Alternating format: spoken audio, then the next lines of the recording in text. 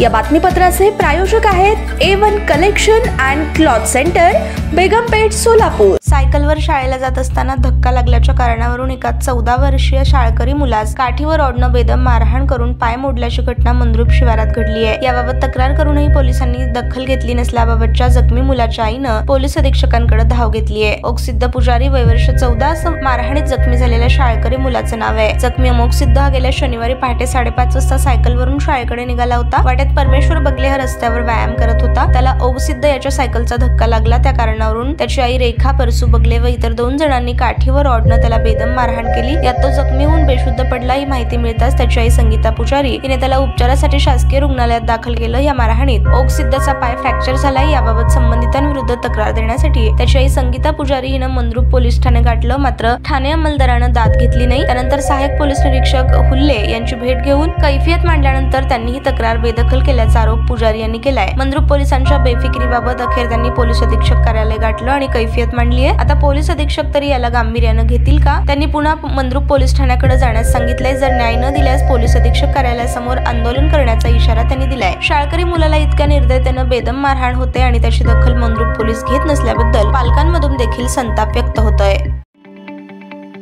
ताज्या बातम्या पाहण्यासाठी प्राईम महाराष्ट्र न्यूज चॅनलला सबस्क्राईब करा।